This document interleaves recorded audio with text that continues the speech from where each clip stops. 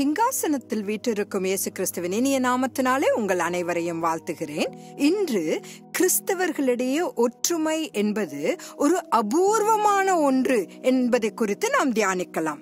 2 மாதங்களுக்கு முன்பு எரேமியாவின் புத்தகத்தை வாசித்த போது மிகவும் சுவாரஸ்யமான ஒரு வசனத்தை நான் கண்டு தியானத்திற்காக அதை வேதாகமத்தில் குறித்து கொண்டேன்.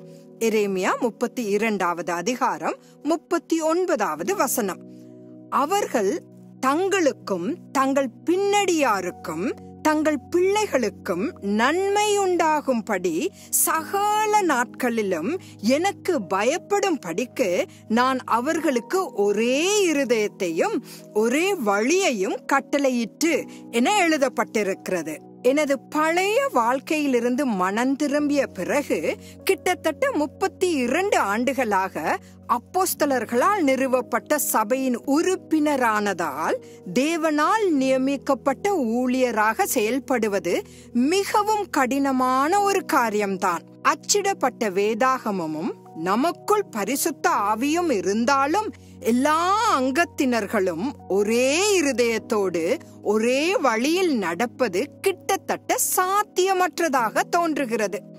பாபேல் கோபுரத்தை கட்டும் நிகழ்வை போல உலக பிரகாரமான வேலைகளை எடுத்துக்கொண்டால் அப்போது முழு உலகமும் ஒன்று கூடி அந்த வேலையை முடித்திருக்க முடியும். ஆனால் தேவன் தலையிட்டு அதை தடுத்து நிறுத்தினார். வேதாகமம் முழுவதும் தெளிவாக காட்டப்படுவது என்னவெனில், தேவனின் கட்டளைகளை நிறைவேற்றும் போது எப்போதும் கருத்து வேறுபாடுகள் ஏற்பட்டு ஒற்றுமையில் பிளவுகள் உருவாகின்றன. என்னுடைய சபையின் போதகர் ஒருமுறை unity is scene when you and I tie என்று கூறினார். அதாவது ஒற்றுமை என்றால் நீயும் நானும் ஒன்று சேர்ந்து கட்டுவது. இது ஒரு சொல் விளையாட்டுதான், ஆனால் ஒற்றுமையின் அர்த்தத்தை மிக சிறப்பாக அது விளக்குகிறது. வேதாகமத்தை வாசித்த பிறகும் தேவ ஜனங்கள் கருத்து வேறுபாடில்லாமல் ஒன்று சேர்வது மிகவும் கடினமான விஷயம். ஒவ்வொருவரும் வேதத்தின் ஒரு பகுதியை தங்களுக்கு பிடித்தபடி புரிந்து கொண்டு அதை கல்லாக மாற்றி ஒருவருக்கொருவர் எரிந்து கொள்ள முயல்கிறார்கள். என் கணவர் பல வருடங்களாக சமூக வலைத்தளமான ஃபேஸ்புக்கில் இருக்கிறார்.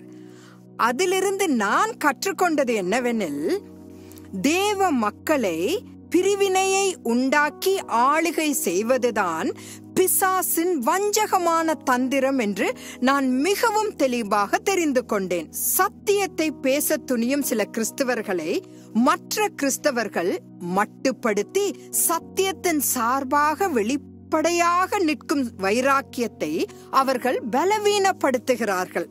பொது இடத்தில் தவறான அர்த்தமுள்ள பேச்சுகள் அதிகம் நடக்கின்றன.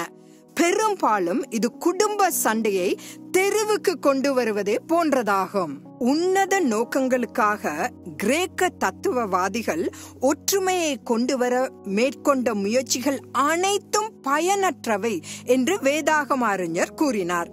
அப்போஸ்தலர் 2இல் நாம் காணும் பரிசுத்த ஆவியானவர் மட்டுமே கூடியிருந்த அந்த 120 பேர் மீதும் தேவ ஆவியை ஊற்றுவதன் மூலம் பலவிதமான மக்கள் குழுவினரிடையே ஒற்றுமையை கொண்டு வர முடிந்தது.